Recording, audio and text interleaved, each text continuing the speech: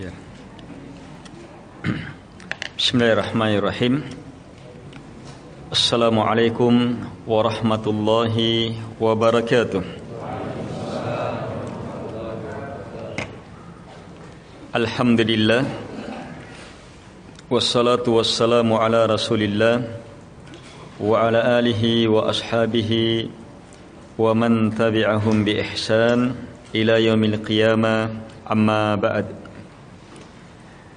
Fa inna asdaqal hadithi kitabullah wa khairal hadi hadi Muhammadin sallallahu alaihi wa ala alihi wa sallam, wa syarrul umuri muhdatsatuha wa kullu muhdatsatin bid'ah wa kullu bid'atin dhalalah wa kullu dhalalatin finnar.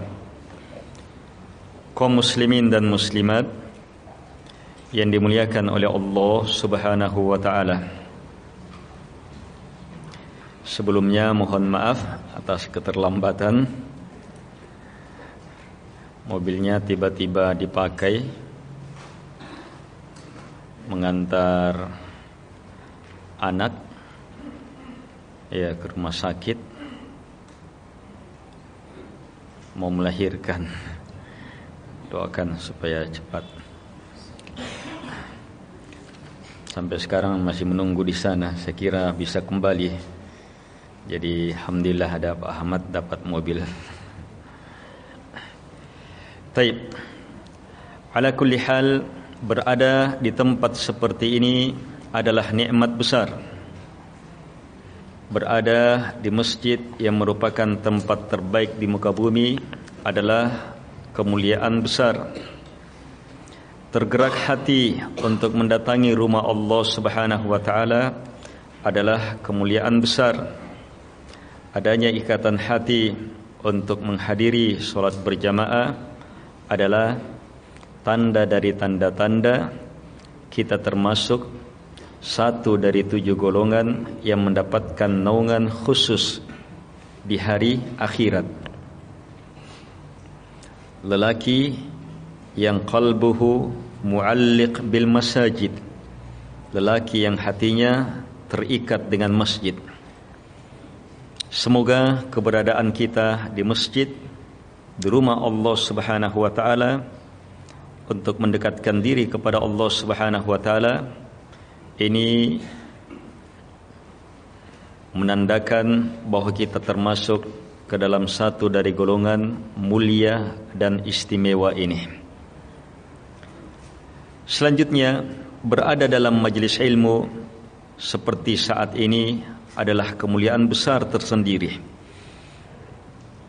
Mendengarkan petuah-petuah agama, firman-firman Allah Subhanahu wa taala, sabda-sabda Nabi alaihi salatu wassalam adalah perkara yang sangat mulia di sisi Allah Subhanahu wa taala.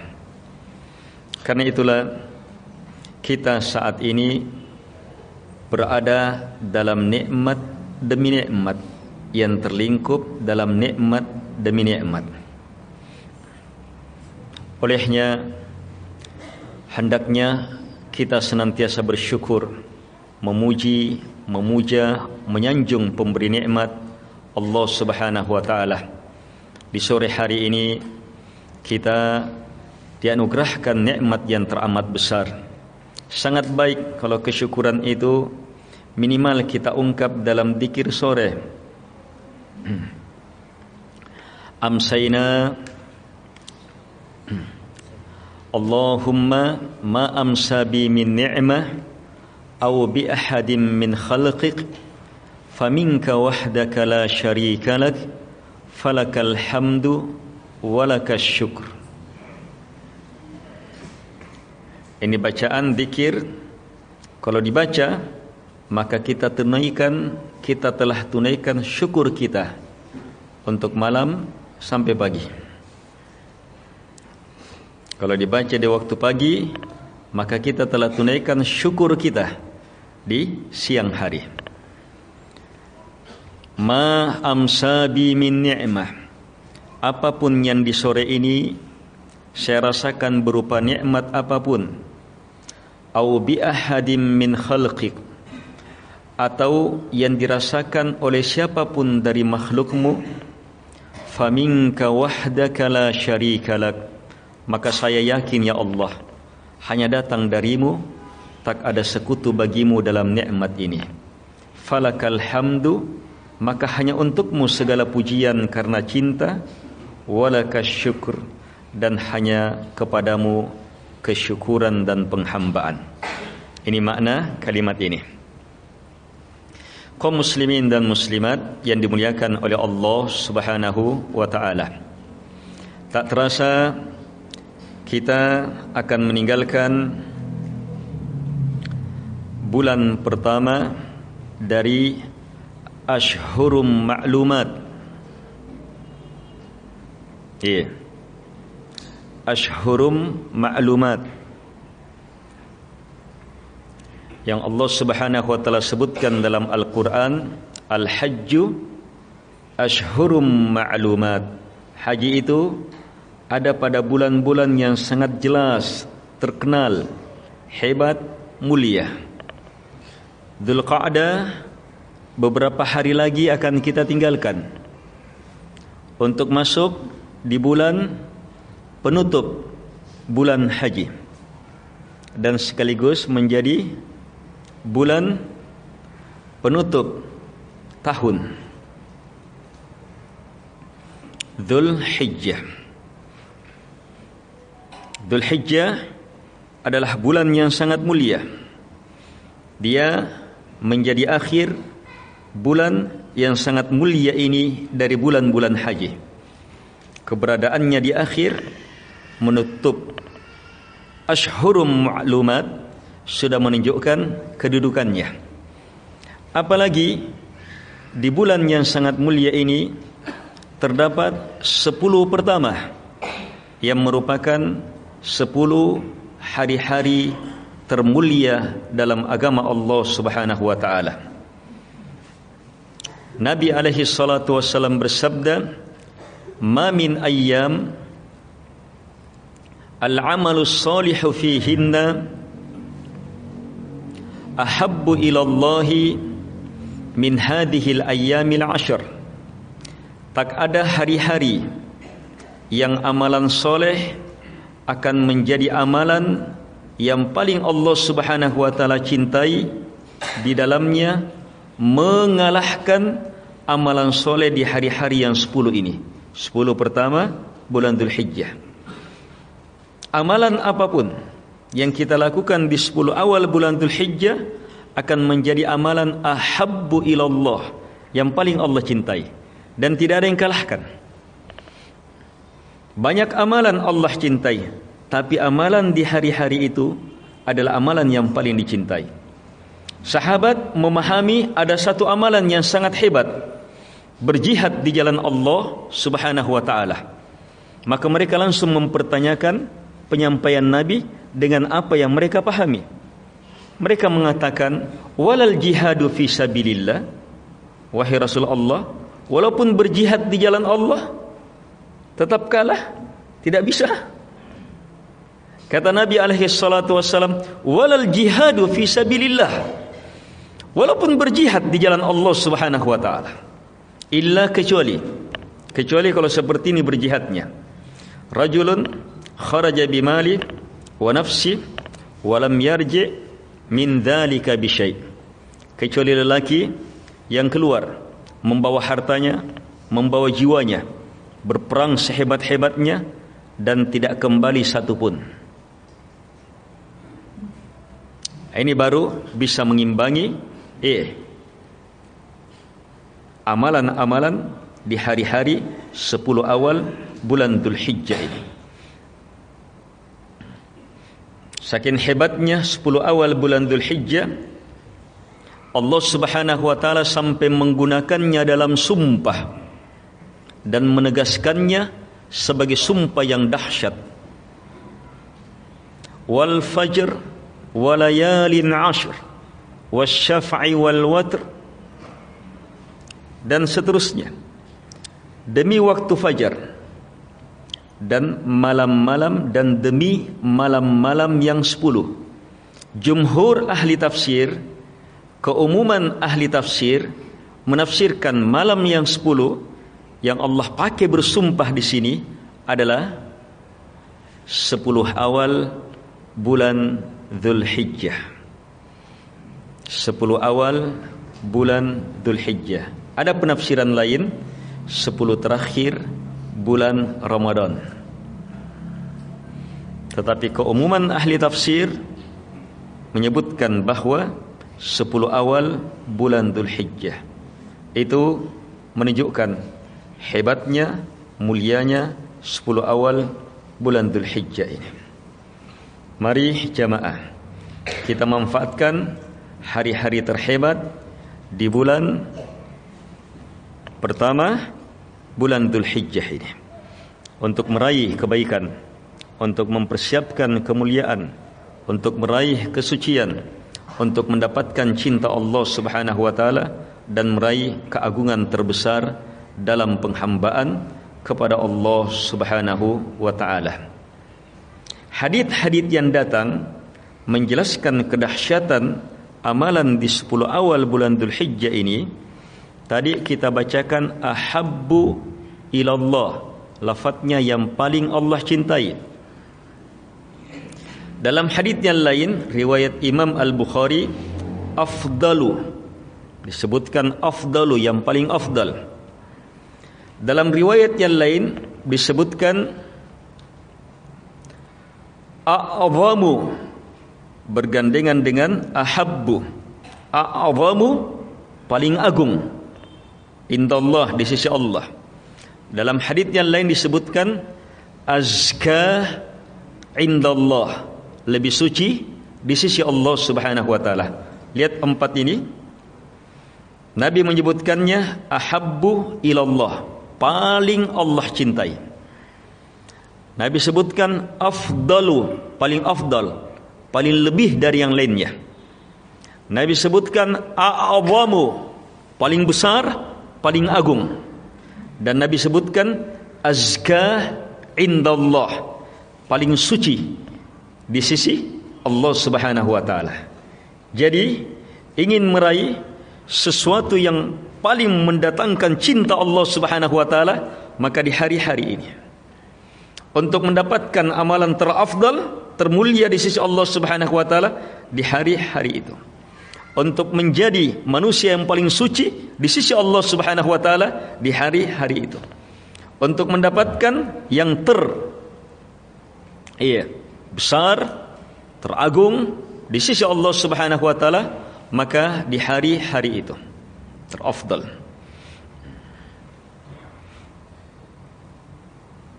Dari 10 hari ini yang akan kita bahas lebih jauh. Dari 10 hari ini, maka yang terhebat paling luar biasa adalah hari ke-10.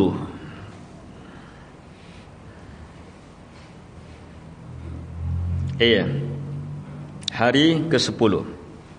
Hari ke-8 namanya Yaum Tarwiyah. Hari ke-9 namanya Yaum Arafah. Hari ke-10 namanya Yaumun Nahar, Idul Adha. 11, 12, 13 namanya Ayyam Tashriq, hari-hari Tashriq. 3 hari terdahsyat, Yaumut Tarwiyah, Yaum Arafah dan Yaum Nahar, terkumpul dalam 10 awal bulan Dzulhijjah. 11, 12, 13 diikutkan, sebab semuanya berhubungan dengan tanggal 10-nya kurban, dan juga terhubungkan dengan ibadah haji yang puncaknya berada di 9 dan 10. Kaum muslimin dan muslimat yang dimuliakan oleh Allah Subhanahu wa taala, mana dalil yang menunjukkan bahwa hari ke-10 Idul Adha adalah hari yang terafdal, termulia? Nabi alaihi salatu wassalam sendiri yang menegaskannya. Afdalul ayyam yaumun nahar, dalam hadits yang sahih. Afdalul ayyam, hari-hari yang terafdal adalah Yaumun nahar, hari nahar, hari kurban.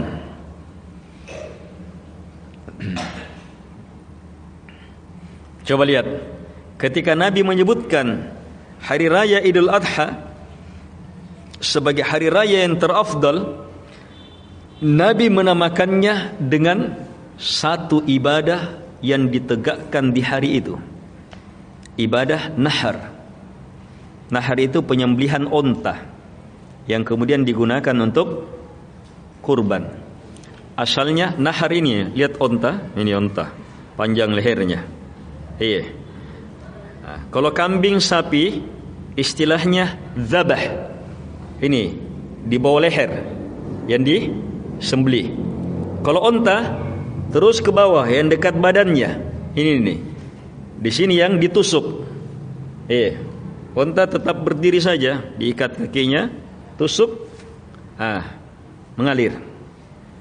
Ini nahar namanya. Hari nahar. Nabi menamakan hari terafdal, hari termulia, hari apa? Hari nahar. Untuk menegaskan bahwa hebatnya, mulianya hari itu karena ibadah kurban. Jadi mau meraih amalan terhebat di 10 awal, maka jangan sampai luput ibadah terhebatnya, ibadah kurban.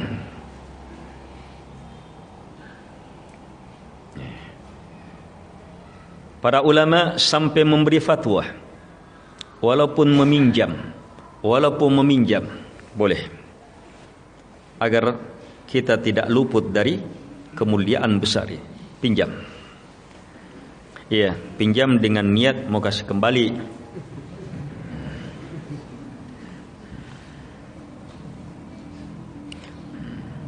Lagi pula 1 juta sekian, 1/7 pembeli pulsa plus kopinya, rokok-rokok ontinya, 1 bulan. Kalau kita sungguh-sungguh mau berkurban, biar tukang, buruh bisa dapat. Saya pokoknya cari hanya untuk kumpul. 1 hari gaji saya bisa dapat 150. Kumpul 10 hari dapat 1.500.000. Kalau orang sungguh-sungguh akan lewat hari ini. Hari ini akan memperbaiki hari-hari kita. Kalau kita manfaatkan hari-hari ini, apalagi masuk di tanggal 10-nya itu, kurban, mengalirkan darah karena Allah Subhanahu wa taala, mengalirkan darah, membesarkan, mengagungkan Allah Subhanahu wa taala. Ini ibadah besar, ibadah tak tertandingi. Hari rayanya dinamakan Idul Adha. Adha kurban, adahi kurban. Jadi memang kemuliaan hari itu karena kurbannya. Kalau Idul Fitri, Idul Fitr, itu berhubungan dengan zakat, berhubungan dengan puasa Ramadan, ibadah besar. Hari rayanya Idul Fitr. Terus kurban, hari rayanya Idul Adha. Dan ini lebih dahsyat daripada Idul Fitri. Kenapa? Coba lihat. Idul Fitri, orang disuruh bertakbir. Bertakbir, takbiran itu, memperbanyak takbir, itu mulai malam. Satu pendapat mulai malam takbiran. Terus sampai kapan? Lapangan, terus selesai sholat, selesai sudah. Tidak ada lagi takbir-takbir. Tapi Idul Adha, takbir mulai tanggal 9, bahkan tanggal 8. Perbanyak takbir. Sholat sudah bisa diganti. Jadi takbiran, zikirnya. Itu namanya takbir muqayyad. terus sampai hari raya Idul Adha. Selesai sholat, terus sampai selesai hari itu. Selesai hari itu, ditambah lagi 3 hari setelahnya. Ditambah lagi 3 hari setelahnya. 11, 12, 13 Ayyamut Tasyrik. Nanti berakhir di tanggal 13 ketika matahari tenggelam. Allahu Akbar, Allahu Akbar, Allahu Akbar. Perbanyak takbir. Takbir Allahu Akbar, Allah Maha Besar. Sebab apa? Hari-hari itu hari ibadah terbesar yang dengannya kita membesarkan Allah Subhanahu wa taala. Pengaliran darah dengan namanya. Ini ibadah luar biasa, ikhwah. Karena itu Nabi mengancam, orang yang bisa berkurban punya kelebihan kemudian tidak berkurban, diancam. Dari sini para ulama hukumi wajib bagi yang mampu. Yang punya kelebihan wajib untuk berkurban. Lagi pula jamaah, harta kita perlu sucikan. Pensucian terhebat dengan sedekah, sedekah terdahsyat dalam ibadah kurban itu. Kaum muslimin dan muslimat yang dimuliakan oleh Allah Subhanahu wa taala. Ibadah kurban ini, pengaliran darah yang semisal ini ternyata adalah ibadah yang terkenal di semua agama. Kayaknya tidak ada agama kecuali ada Ammolon, Acera, Nyamale, semua agama pasti ada itu. Sampai apa? Kelompok-kelompok musik saja, itu kalau mau melakukan kegiatan sesatnya, menyembelih juga. Menyembelih yang jadi syiarnya. Menyembelih juga.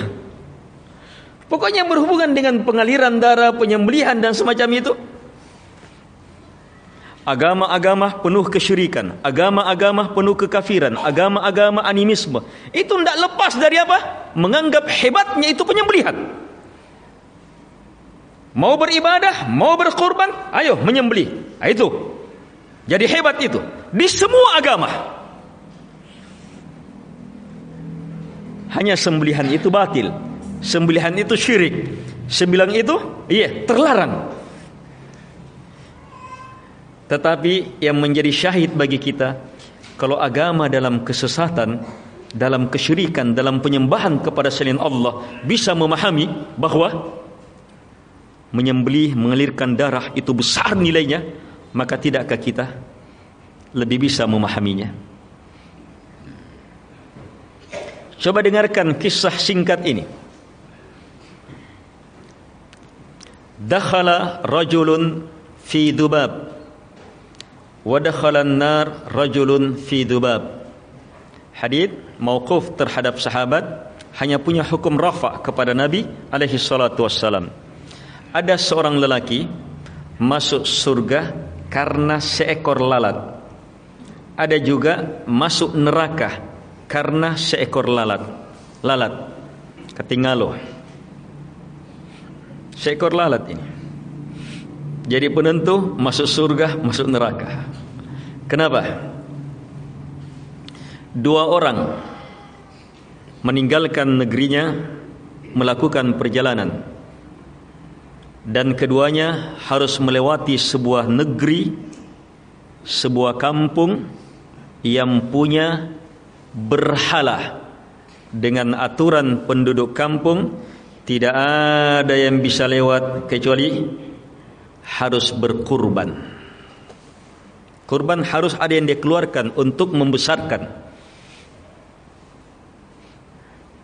Maka lewat orang pertama, mau lewat, penduduk kampung bilang, qarrib, lihat haditsnya, qarrib, lakukan kurban. Qarrib, lakukan kurban.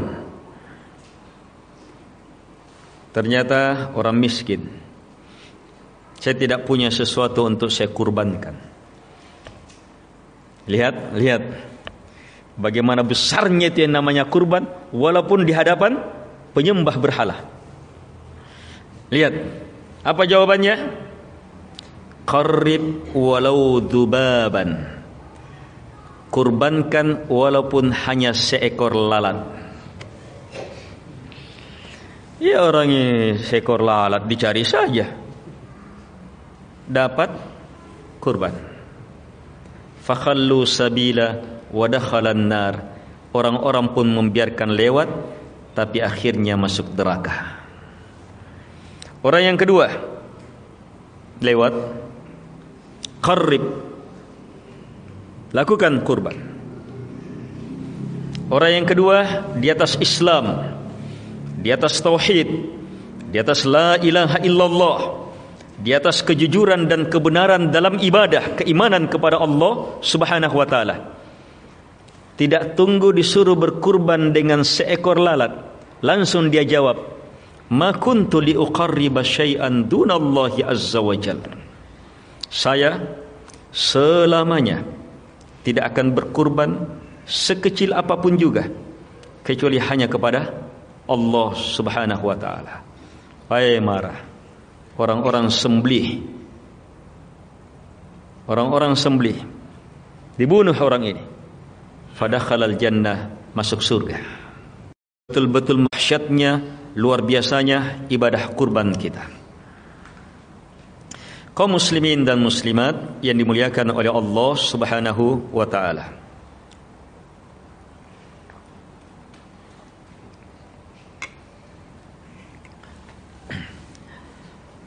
Inna a'tainakal kautsar fasalli li rabbika wanhar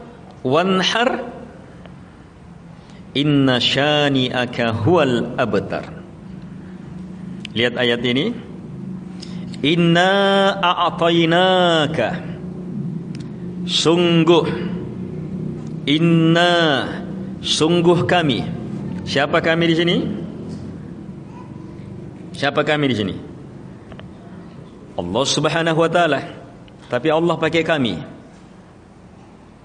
Iya, kami dalam bahasa Arab dan ini juga dalam bahasa Indonesia itu punya dua arti. Arti yang pertama, pembicara bersama yang lainnya. Kami yang berada dalam masjid, apa artinya? Saya bersama yang lain. Arti yang kedua kami, satu pembicara tapi dalam posisi pembesaran, pemuliaan. Misalnya sambutan dari Pak Gubernur. Baik, Pak Gubernur memberi sambutan mengatakan, kami yang berdiri di hadapan jamaah sengaja datang untuk dan seterusnya. Ayo, kami di sini berapa orang? Satu. Kenapa pakai kami? Posisi pemuliaan. Kurang enak kalau dia bilang saya yang berdiri, itu jatuh bahasanya itu kalau kalimat saya. Sebab posisi pemuliaan. Baik, kenapa saya bahas ini? Lihat, Allah ketika menjelaskan ini dalam surah Inna, Allah pakai inna. Allah tidak pakai inni, sungguh saya. Tapi inna, posisi pembesaran. Sebab ia mau ditegaskan perkara besar. Ia mau ditegaskan perkara besar. Sungguh kami. A'tayna, pakai na lagi. A'tayna, kami telah memberi. Kah kepada engkau. Apa? Al-Kautsar. Apa Al-Kautsar? Al-Kautsar dua penafsirannya. Satu, sesuatu yang sangat banyak, tidak bisa dihitung. Penafsiran yang lain, Al-Kautsar adalah sungai dalam surga, khusus hanya untuk Nabi alaihi salatu wassalam. Sungai inilah yang airnya mengalir membentuk danau di padang mahsyar. Membentuk danau di padang mahsyar. Danau, telaga di padang mahsyar ini, airnya lebih putih dari susu, lebih harum daripada misk, lebih manis daripada madu. Gelas-gelasnya sama atau lebih banyak dari bintang-bintang di langit. Di sana Nabi menanti umatnya. Sekali minum air ini, tidak akan pernah kehausan selama-lamanya. Itu danaunya. Jangan tanyakan bagaimana sungainya. Ini khusus untuk Nabi nih. Kami telah memberi kepada engkau ya Muhammad Al-Kautsar. Oh, pemberian yang sangat luar biasa banyaknya.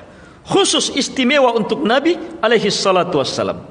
Tentunya pemberian besar, anugerah besar harus disyukuri dengan ibadah terbesar pula. Apa perintah Allah supaya Nabi Muhammad alaihi salatu wassalam syukuri ibadah besar ini?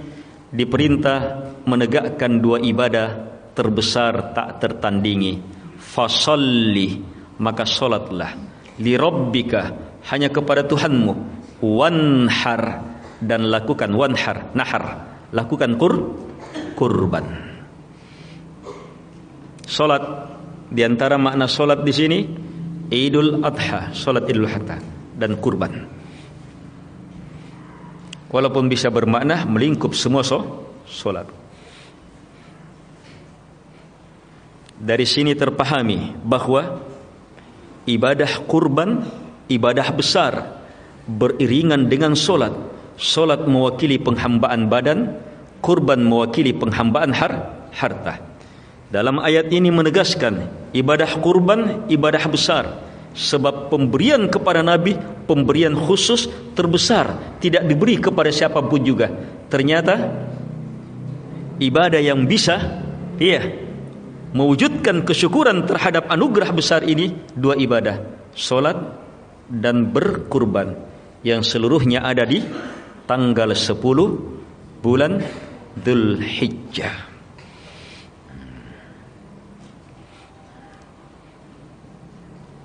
Kita telah diberi nikmat yang sangat banyak. Mau mensyukuri nikmat? Mau mensyukuri nikmat? Solat diperbaiki dan berkurban.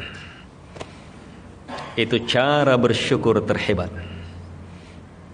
Dan siapa yang pandai bersyukur, mampu mendapatkan derajat syukur, maka pasti dia yang terbanyak yang dia peroleh. Sebab sudah dipastikan, Allah bersumpah, la in syakartum la azidannakum.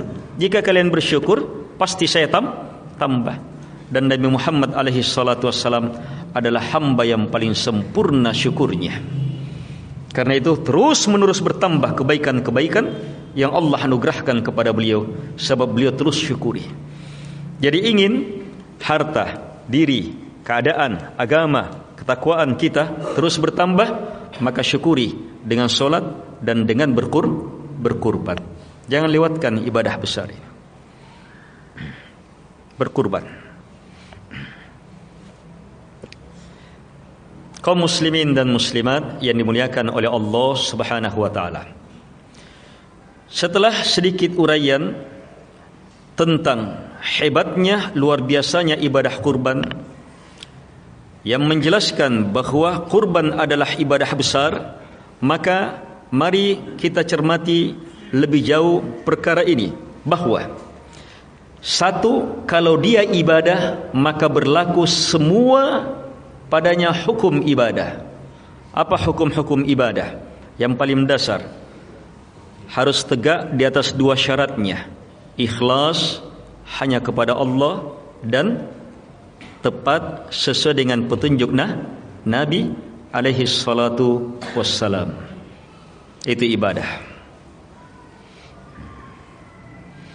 Ingin meraih kemuliaan besar ini, murnikan hanya kepada Allah. Tegakkan sesuai dengan petunjuk Nabi alaihi salatu wassalam. Apa petunjuk Nabi dalam berkurban? Itu dibahas dalam kitab-kitab fiqh. Ada petunjuk Nabi sehubungan dengan orang yang berkurban. Ada petunjuk Nabi sehubungan dengan kurbannya. Ada petunjuk Nabi sehubungan dengan hari, waktu berkurban. Ada petunjuk Nabi yang berhubungan dengan beragam perkara berkurban. Itu perlu dicermati, perlu dipelajari, perlu didalami. Iya. Sedikit banyaknya yang seperti ini nampak sudah.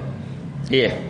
Untuk orang yang berkurban misalnya masuk tanggal 1 gimana? Masuk tanggal 1 Dzulhijjah maka tidak boleh motong-motong, potong rambut, potong kuku, cabut ini, tidak boleh. Kalau melanggar, maka berdosa. Apa kafarahnya? Cukup beristighfar saja. Cukup beristighfar saja.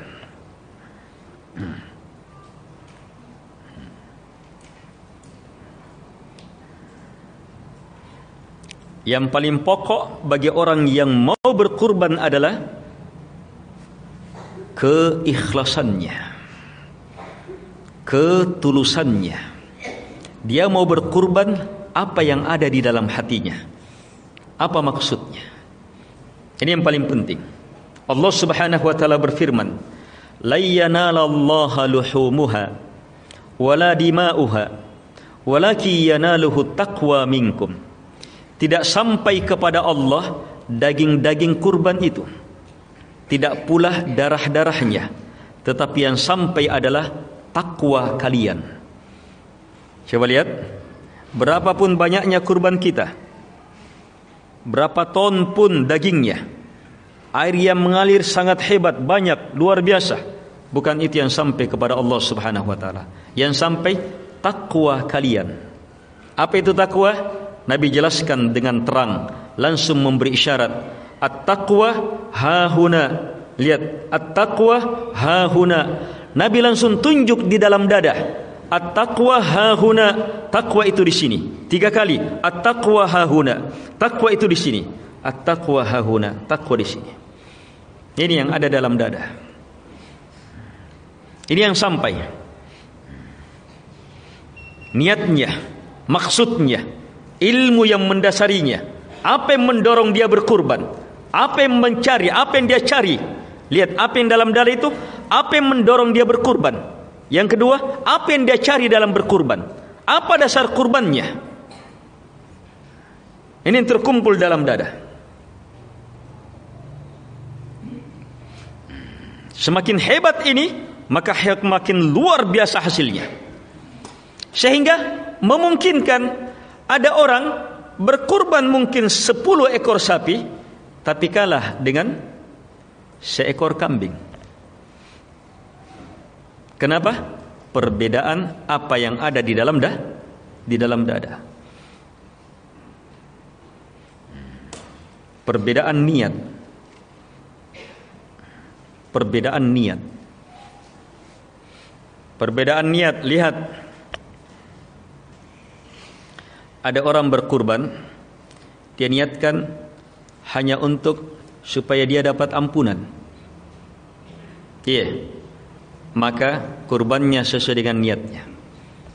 Tapi ada orang berniat, dia berkurban, dia niatkan supaya dia, keluarganya, anak istrinya dapat ampunan.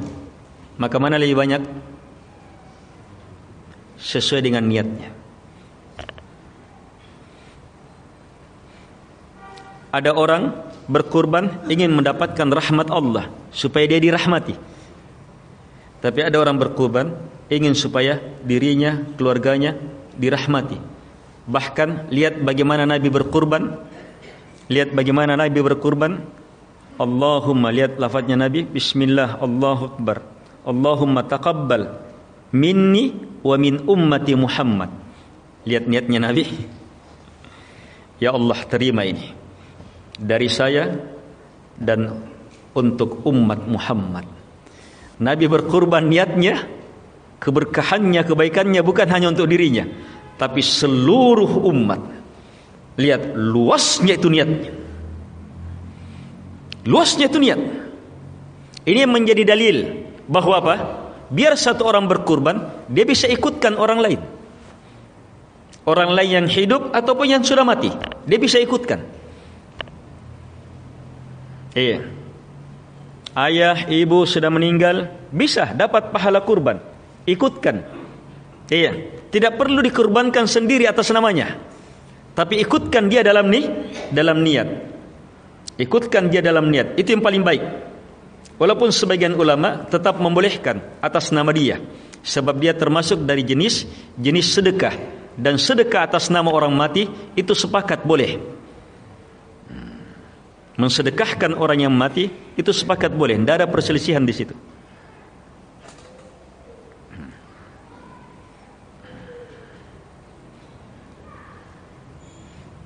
Tetapi yang baik, lebih baik dari itu apa? Kita ikutkan sebagaimana yang Nabi lakukan.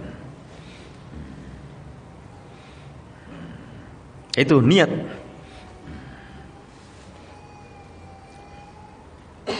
Lihat tadi berkurban karena apa? Lihat dasarnya. Iya. Ada berkurban, oh dia dapat inna a'tainakal kautsar. Oh dari situ. Weh, Allah berfirman, wanhar, perintah. Perintah kepada Nabi Muhammad berarti perintah kepada saya. Wah, saya diperintahin. Merasa dia diperintah oleh Allah Subhanahu wa taala. Itu menggerakkan. Ada yang pahami lebih dalam lagi. Ini perintah untuk bersyukur. Berarti berkurban untuk apa? Mewujudkan kesyukuran. Saya harus syukur. Ini niatnya, karena niatnya, dasarnya dia lebih luas, maka apa? Hasilnya lebih banyak. Innamal a'malu binniyat wa innama likulli imri'in ma nawa. Ini hadits paten, tidak pernah berubah ini hadits. Hukum pasti ini hadits. Hukum terhadap semua ibadah. Setiap amalan pasti ada niatnya, dan setiap orang hanya akan memperoleh sesuai dengan niatnya. Jadi supaya tidak sia-sia sekian juta hilang, perbaiki niat. Permantap terus niat. Tambah terus niat, perhebat terus niat, perluas terus niat, perdahsyat terus niat. Dan Masya Allah, perkara niat itu tidak ada yang bisa batasi jamaah. Kalau mulut bisa terbatas, tapi kalau niat, ayo, siapa yang bisa batasi niat?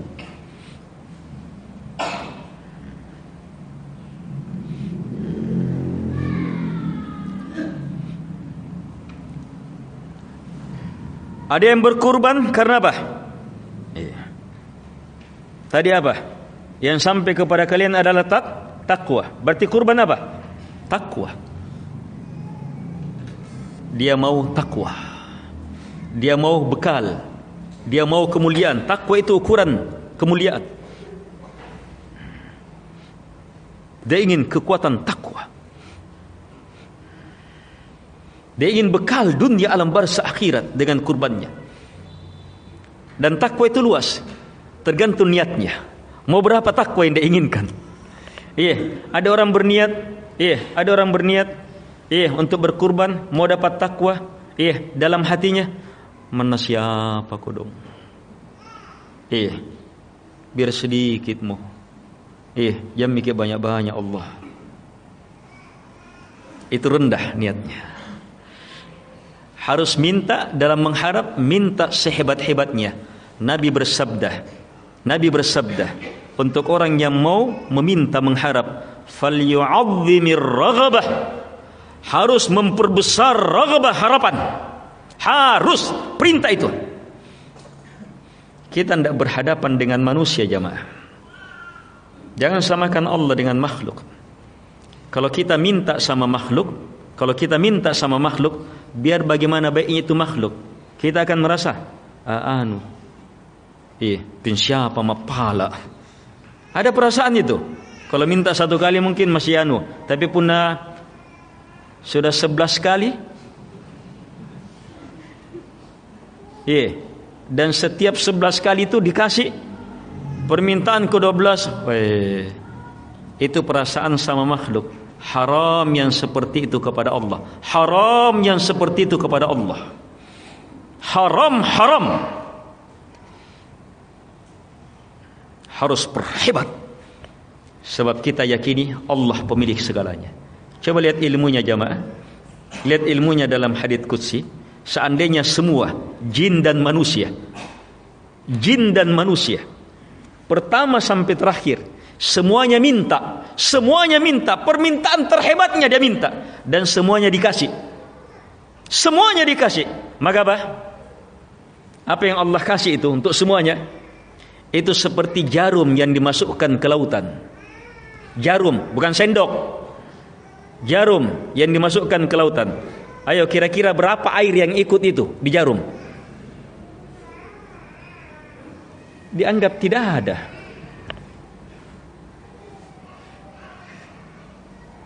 Itu hadits benar ya? Bukan sekedar hadits, bukan sekedar berita itu. Bukan berita WA, Facebook, bukan. Itu dari langit itu. Seperti itu. Kalau kita yakin itu, maka minta, ini ilmu niat. Minta sehebat-hebatnya.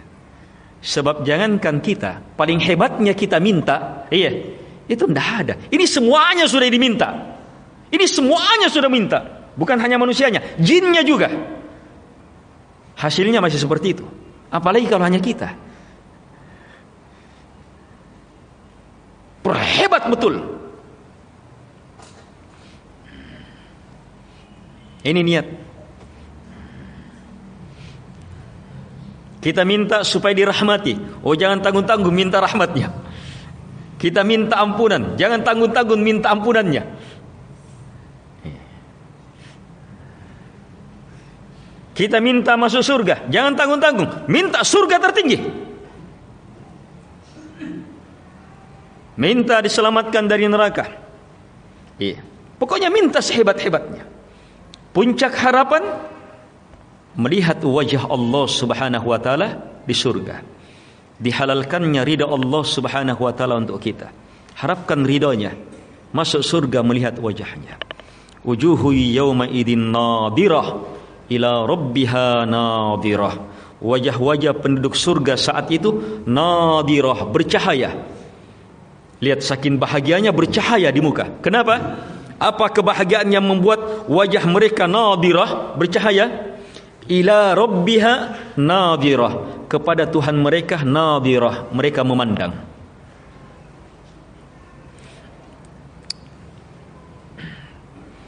Mari jamaah,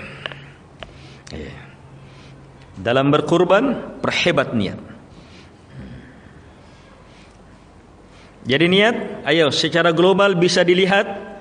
Lihat ayat-ayat, lihat hadits-hadits yang dengannya kita mau berkurban. Jadikan itu niat. Kenapa saya berkurban? Allah bilang begini, Allah bilang begini, Nabi bilang begini, Nabi, itu maksud.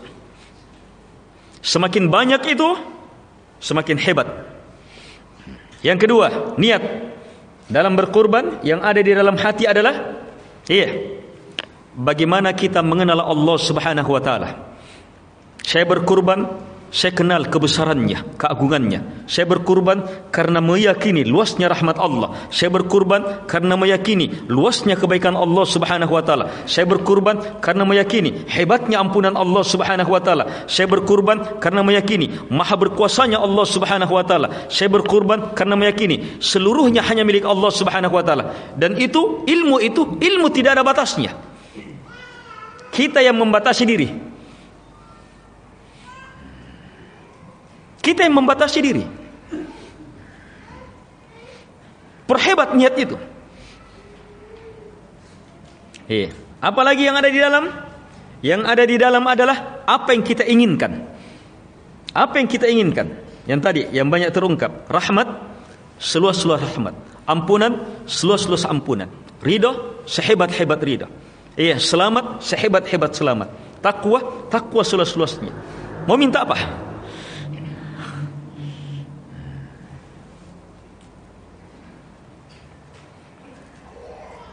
Minta berkah, sehebat-hebat berkah. Dan diantara niat dalam berkurban adalah, ingat, ingin berbagi. Ingin berbagi. Ingin berbagi kepada keluarga, kerabat, anak, keluarga, kerabat kita, tetangga, teman-teman, fakir, miskin, berbagi. Kita ingin mereka juga berbahagia di hari itu. Oh, itu niat luar biasa itu. Itu perhebat lagi.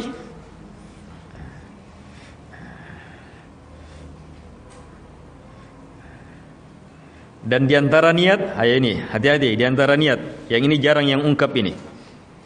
Ini niat ini jarang diungkap. Iya, kita ingin berkurban, sudah.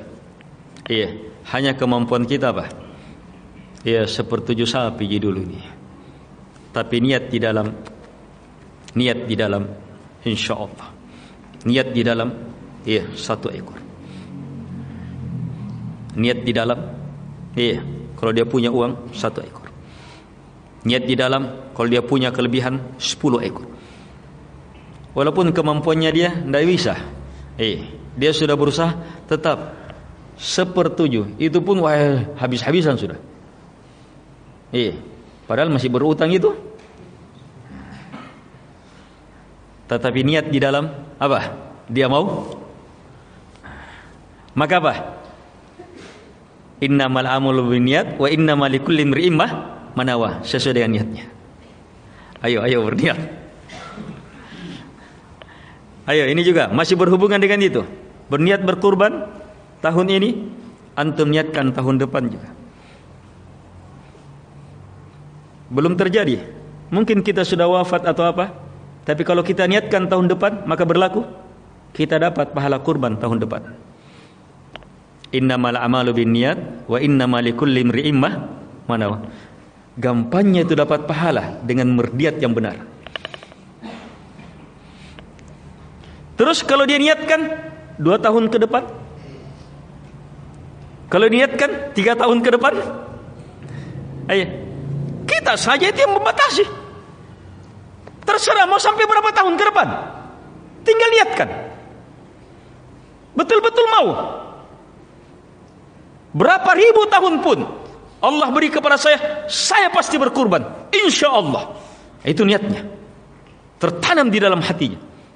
Walaupun mungkin kemampuannya hanya, tetapi niat. Ini niat, ini yang menjadi penentu. Yang ini yang sampai kepada Allah Subhanahu wa taala. Apalagi niat itu? Kecintaan kepada Allah Subhanahu wa taala. Kita berkurban, berapa hebat, berapa luas cinta Allah, cinta kita kepadanya. Dan ini tidak ada batasnya. Semakin luas, semakin luar biasa pahalanya. Harapan itu tadi, jenis-jenis harapannya.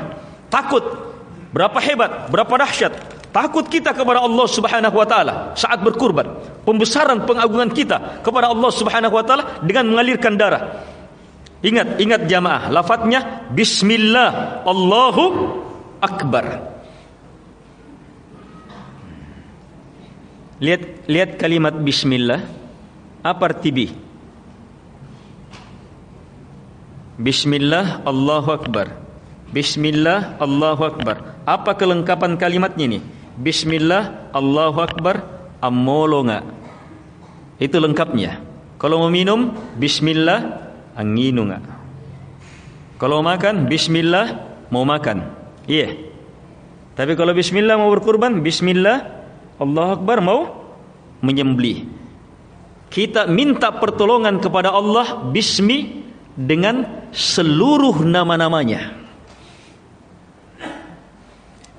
Itu memahamkan niat. Ini untuk yang menyembelih. Ada orang menyembelih bismillah. Tapi dia tidak tahu artinya bi. Dia tidak tahu artinya ismi. Sedikit dia pahami makna Allah. Apalagi Allahu akbar. Maka selama dia ucapkan tetap sah kurbannya. Yang penting dia ucapkan bismillah Allahu akbar, sah kurbannya. Tetapi pahalanya berapa? Tergantung niat.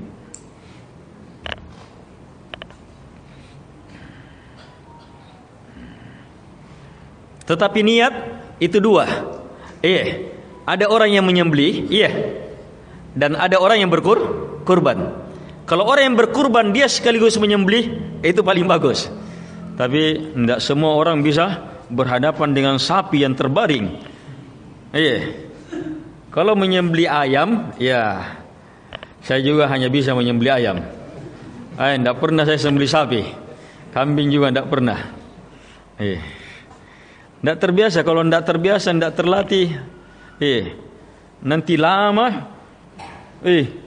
menderita ini, digeret terus sampai. Kalau tidak terbiasa, harus dilatih. Harus orang terlatih, terlatih. Iya. Dan jangan juga sampai putus. Iya. Jangan juga sampai putus. Iya. Jangan juga sampai putus supaya tidak terjadi syubhat. Iya. Syubhatnya kalau terputus berarti apa? Kan ada kemungkinan sembelihan itu dianggap sembelihan kalau apa? Meninggal dengan teralirkannya darah. Itu sembelihan. Sembelihan itu mengalirkan darah. Dikasih keluar darahnya, mati. Nah, itu sembelihan. Kalau dipukul, mati, bukan sembelihan. Dipatahkan, dikasih hilang lehernya, kalau karena hilangnya lehernya yang menyebabkan dia mati, maka tidak jadi sembelihan, haram dimakan. Makanya jangan sampai lewat juga, sampai putus. Walaupun memungkinkan juga karena darahnya, tapi kan ada syubhat. Ada syubhat. Sama dengan kita menyembelih. Menyembelih. Lari. Belum selesai, lari. Sudah mengalir darahnya, lari. Lari masuk ke sungai, mati, tenggelam. Ini tenggelamnya yang kasih mati. Ini bukan sembelihan.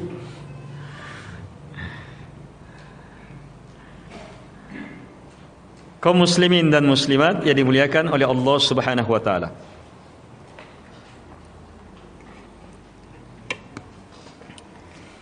Kembali, jadi menyembelih harus betul-betul kepada Allah Subhanahu wa taala, karena Allah Subhanahu wa taala. Niat-niat yang saya sebutkan tadi itu cara memperluasnya, memperhebatnya, memperdahsyatnya, itu yang jadi. Hanya bagaimanapun hebatnya, luasnya niat, maka yang satu ini paling menentukan, harus murni. Hebat niatnya, mau ini, mau ini, mau ini, tetapi apa? Tercampur. Mau juga untuk yang ini. Dia mau rahmatnya Allah seluas-luasnya, tapi apa? Mau juga pujiannya orang. Tercampur. Kalau tercampur di asal, hati-hati. Memang saat menyembelih sudah ada keinginan juga mau dipuji sama orang, maka tercampur di asalnya, asal niatnya. Maka ini apa? Tidak ada pahala, sembelihannya batal, tidak diterima. Walaupun satu orang yang kita harapkan pujiannya, walaupun satu orang, batal. Allah tidak terima campuran sedikit pun juga. Allah berfirman, Ana aghna syuraka anis syirk. Man asyraka ma'i ghairi taraktu wasyirka. Saya yang paling tidak perlu syirikat terhadap selain saya. Siapa yang menyekutukan saya dengan siapapun juga, saya tinggalkan dia dan yang dia persekutukan. Saya tinggalkan. Ini yang harus dijaga, jemaah. Jaga betul. Jaga betul.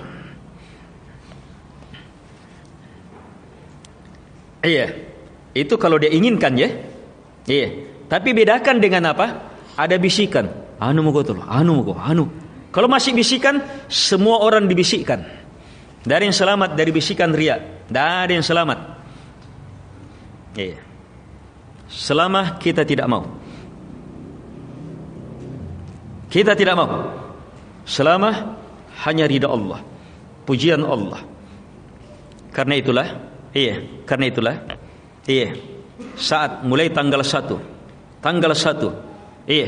itu sudah diperbanyak, sudah disuruh kita memperbanyak takbir, tahlil, tahmid, perbanyak kalimat-kalimat yang mengantar kepada keikhlasan itu.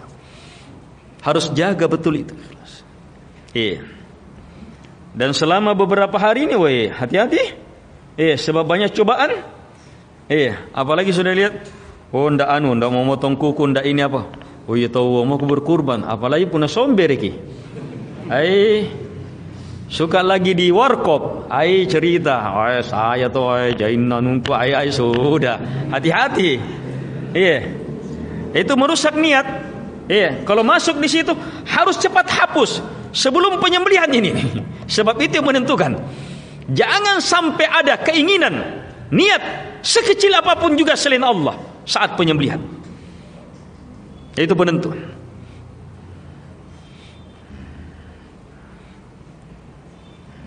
Kalau murni bisa kita jaga kemurniannya, maka perhebat seluas-luasnya, perdahsyat sedahsyat-dahsyatnya.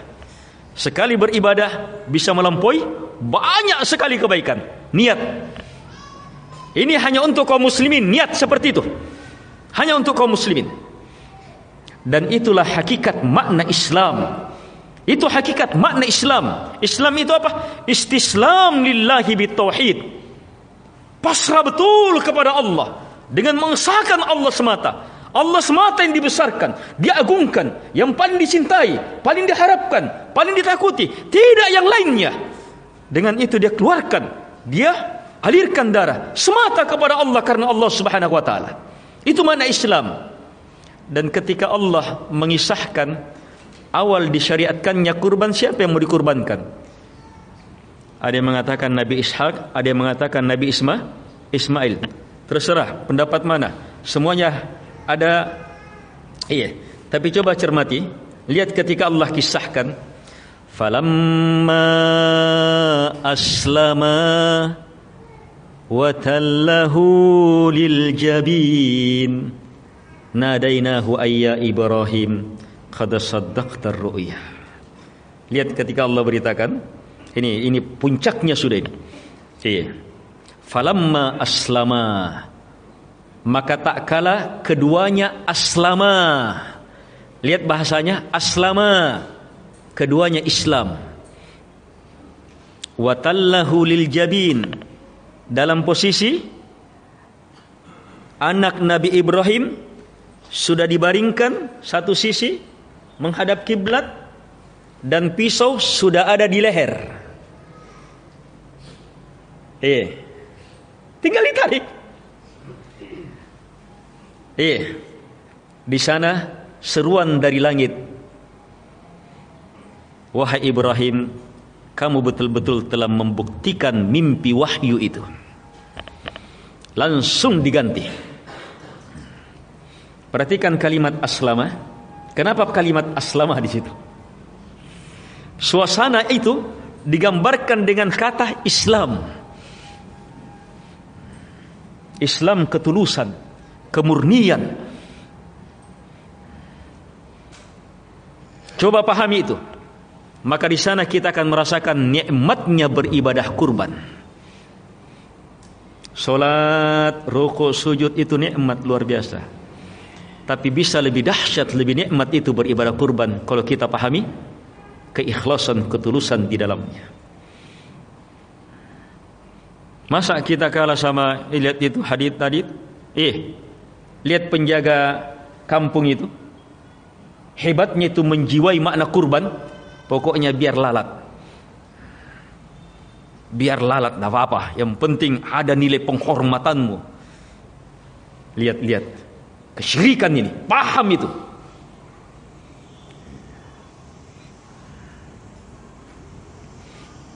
Kurban itu ta'zim, pembesaran Allah, pengagungan agamanya, pengagungan syariatnya. Karena itu syiarnya Allahu Akbar, Allahu Akbar. Itu syiarnya.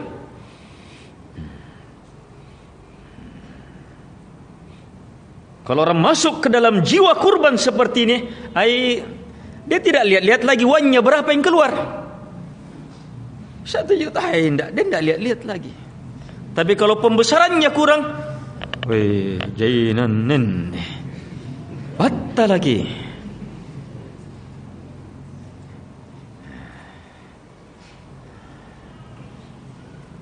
Al-ikhwah wal akhwat rahimakumullah. Setelah murni besar, Iya.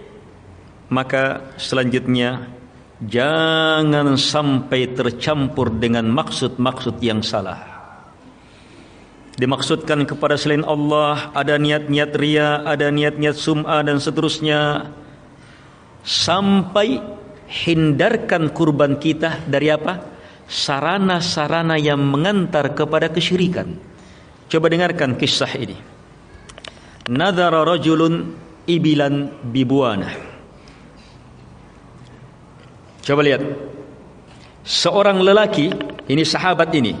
Jangan tanyakan bagaimana ilmunya sahabat, imannya sahabat, ikhlasnya sahabat. Nadharah, bernazar. Iya. Kalau bernazar, iya, untuk melakukan ketaatan maka wajib dipenuhi. Apa nazarnya? Ayyanharah ibilan, untuk berkurban unta. Lihat. Kurban ibadah besar. Kalau digabung dengan nazar, maka dia ibadah besar yang harus dia tunaikan. Dan ditambah lagi ibadah kurbannya ini apa? Unta lagi. Hebatnya ini, siapa yang melakukan? Sahabat. Sahabat ini bernazar, keikhlasannya terjaga, selamat dari syirik. Tapi lihat, bersamaan dengan itu nazarnya menyembelih ibilan bibuana di tempat yang bernama Buana. Maka dia tanya Nabi, bagaimana nazar saya? Bagaimana nazar saya ini? Nabi tanya dua pertanyaan. Lihat pertanyaan Nabi, ini sangat penting. Hal kana fiha wathanun min awthanil jahiliyati yu'bad? Apakah di tempat itu, tempat Buanah itu, ada berhala dari berhala jahiliyah yang disembah? Itu tempat jadi tempat penyembahan kah? Sahabat tidak mungkin mau menyembelih untuk, tapi Nabi tanya, apakah di situ ada tempat, ada berhala yang disembah, atau pernahkah di situ jadikan tempat penyembahan berhala? Qalu, sahabat menjawab, la, tidak ada. Nabi susul dengan pertanyaan kedua. Hal kana fiha idun min a'yadihim? Apakah di tempat itu terdapat id dari id mereka? Apa maknanya? Tempat itu jadi tempat berkumpul masyarakat jahiliyah tiap tahun kah? Biar tidak ada berhalanya, tapi jadi tempat berkumpul mereka untuk melakukan kegiatan jahiliyah tiap tahun berulang. Itu id itu berulang. Iya. Maka mereka jawab tidak ada. Karena tidak ada, Nabi bilang apa? Aufi binadarik. Tunaikan nazarmu. Lihat lanjutannya. Tunaikan nazarmu. Fa innahu la wafa'a li nadarin fi ma'siyatillah. Karena tidak boleh menunaikan nazar kalau dalam rangka maksiat kepada Allah. Berarti kalau ada salah satu dari pertanyaan itu apa? Nazarnya menjadi maksiat? Iya. Nazarnya menjadi maksiat. Coba lihat. Ini di sini ilmunya. Lihat, ini pendalaman ilmunya. Nazarnya sahabat. Iya. Kurbannya sahabat, seekor onta lagi, menjadi maksiat kalau ada apa? Berhala yang disembah di situ. Ada apa? Id di situ. Sahabat, ini pembahasannya. Walaupun dia menyembelih kepada Allah karena Allah, masalahnya di tempatnya bermasalah. Sahabat tidak mungkin mau menyembelih untuk selain Allah, tapi tetap menjadi sembelihan maksiat kalau ada orang yang menyembah Allah di situ, selain Allah di situ. Ada berhala yang disembah selain Allah di situ. Ini cermati. Ini sebagian orang apa? Iya, kurban, kita hari raya kurban apa? Dibawa kemana? Dibawa ke kuburan. Kuburan yang memang biasa didatangi situ. Ada kuburan keluarga misalnya, biasa di situ kumpul-kumpul apa buat acara. Di situ. Ini walaupun ikhlas mengalirnya bismillahi Allahu Akbar hanya kepada Allah karena Allah, bukan penghuni kubur ini, tetap haram itu sembelihan. Tetap jadi maksiat. Sebab apa? Tempatnya.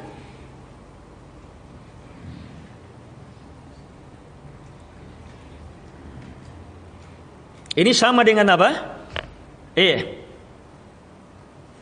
Sama dengan kondisi Nabi alaihi salatu wassalam merobohkan Masjid Dirar. Masjid Dirar apa? Masjid dibangun oleh orang munafik.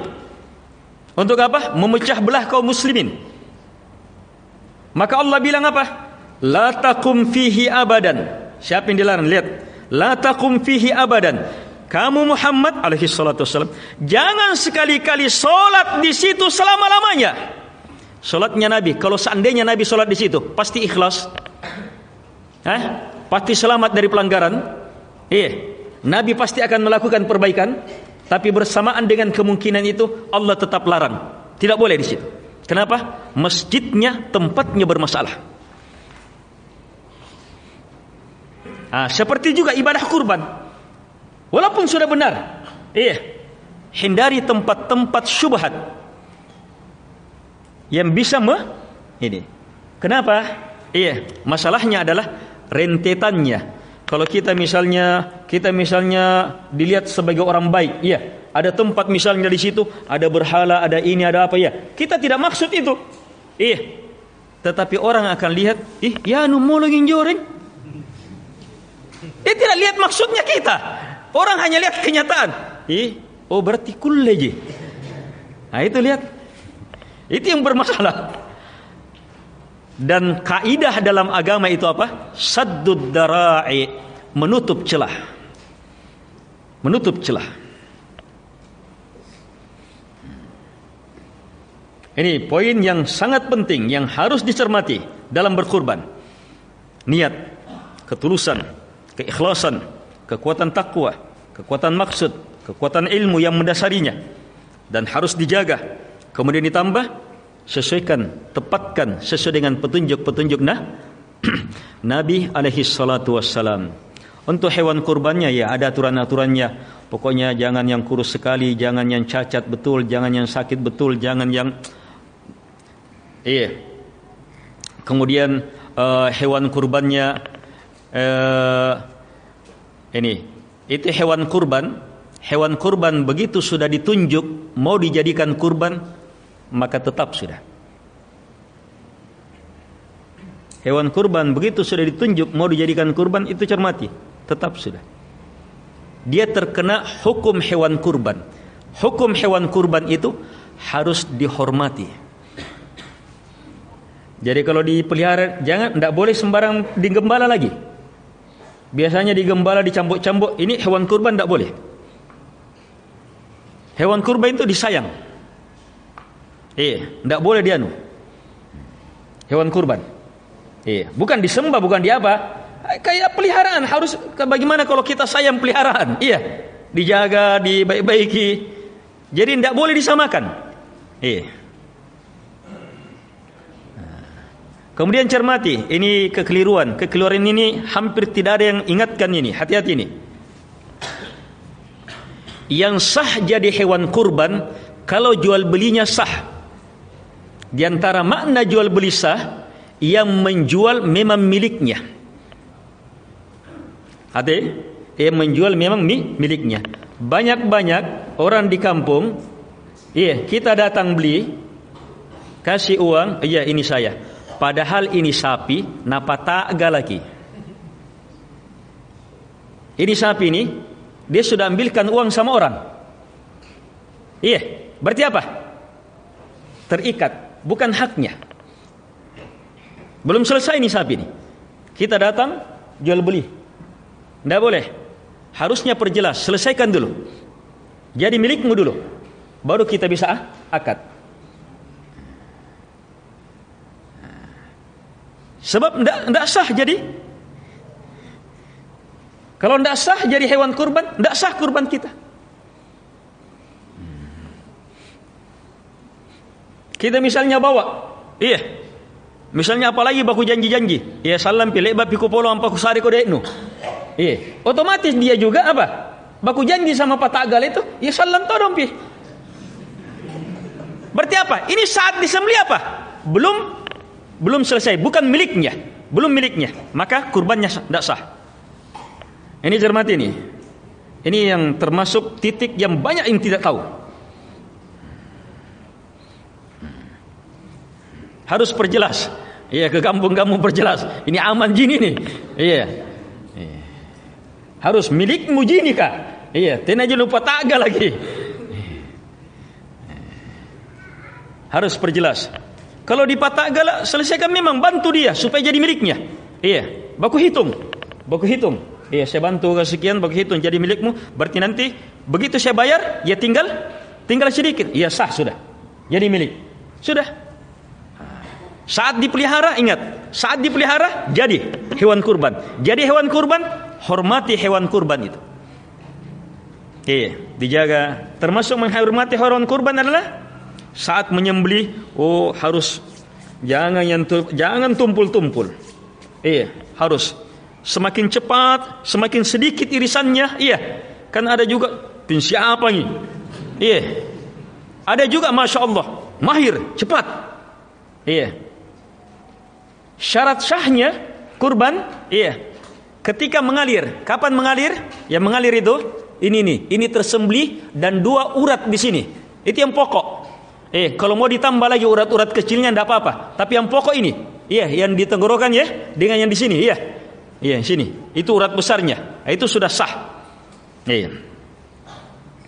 Dan diantara adab dalam penyembelihan hewan kurban, upayakan betul kurban yang, hewan kurban yang ngantri mau dikurban itu jangan melihat temannya dikurban. Itu ada perasaan juga. Iya. Para ulama adabnya dianjurkan tutup. Iya. Jadi dia ditutup dikasih tirai atau apa. Dia tidak tahu. Dia tidak lihat. Iya. Jangan perlihatkan dalam sembelihan kurban itu. Ini beberapa hal-hal penting dan banyak lagi tapi ini berhubungan dengan fikih. Saya juga tidak terlalu luas di situ. Iya, tetapi itu beberapa hal yang teringat, iya, agar supaya kurban kita bisa lebih baik.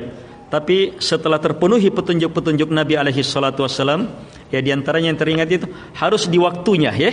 Harus waktunya. Waktunya kapan? Imam selesai. Sudah bisa memotong. Sebelum orang sholat kita sudah potong, tidak jadi kurban. Dia hanya jadi sedekah. Sedekah biasa, bukan kurban. Kurban nanti setelah itu. Terus tanggal 11, 12, 13 sampai sebelum matahari tenggelam. Itu semuanya masa berkurban. Hanya dari 4 hari ini yang paling afdal adalah tanggal 10. Paling hebat di situ tanggal 10. Tetapi kemuliaan besar kurban tetap bisa didapatkan tanggal 11, 12, 13. Iya, apalagi kalau yang uangnya pas-pasan. Tanggal 13 itu lamur lagi. Biasanya kalau orang dari daerah jualan uami, obral todong iya. Tetap dapat kemuliaannya. Iya, tetapi lewat yang lebih mulia. Tanggal 10. Baik, semoga bermanfaat. Semoga Allah Subhanahu wa taala memudahkan kita untuk meraih kemuliaan besar ini, menjadikan kita orang-orang yang mampu memahami kemuliaan kurban ini. Baik, ada pertanyaan, apakah berdosa jika seorang mampu berkorban tapi tidak mau beli hewan kurban? Iya, berdosa. Apa dalil seorang berkurban? Sudah dibahas. Tayyib. Adakah dalil seorang yang berkurban bisa menikmati sebagian daging kurbannya? Iya, dalil. Nabi berkurban berapa? 100 ekor onta. Nabi sembelih berapa itu? 60, 70. Selanjutnya disembelih oleh Ali. Lanjutkan. Nabi juga ambil dagingnya. Bahkan apa? Daging kurbannya Nabi ini masih disimpan, masih diawetkan sebab masih panjang perjalanan. Dimakan juga selama perjalanan. Itu juga menjadi dalil hewan kurban bisa disimpan. Ada memang larangan, tidak boleh lewat selama 3 hari. Ada larangan, tapi itu larangan terjadi saat paceklik. Iya, saat paceklik. Iya, orang betul-betul perlu makanan. Maka titahnya Nabi adalah kurban harus cepat terbagi merata. Iya, itu yang harus dilakukan. Jadi 2 hukum itu tidak bertentangan, tapi tempatkan pada tempatnya. Ya, semakin cepat terbagi semakin baik. Iya. Kita yang mau berkurban, pembagiannya juga sepertiga ini, sepertiga ini, sepertiga ini, itu boleh, tetapi bukan keharusan. Sebab hadits pembagian sepertiga-sepertiga, haditsnya lemah. Iya.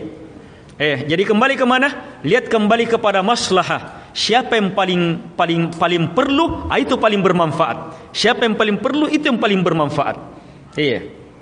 Dan boleh orang yang berkurban makan. Iya, sebagaimana Nabi makan.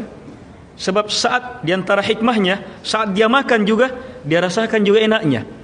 Kemudian dia bayangkan, woi begini mungkin enaknya ini orang miskin ini makan juga. Woi, itu semakin menumbuhkan apa? Kesyukuran kepada Allah Subhanahu wa taala. Cukup ya? Baik, semoga bermanfaat. Semoga Allah Subhanahu wa taala menjadikan kita seluruhnya ke dalam golongan hamba-hambanya yang mampu mendengarkan kalimat-kalimat baik dan mengikutinya dengan sebaik-baik pengikutan. Mohon maaf kalau ada hal-hal yang kurang berkenan. Jazakumullah khairan. Kesyukuran yang sebesar-besarnya kepada pengurus, ketua masjid, jamaah atas kesempatan yang diberikan kepada kami. Wabillahi taufiq wal hidayah. Wassalamualaikum warahmatullahi wabarakatuh.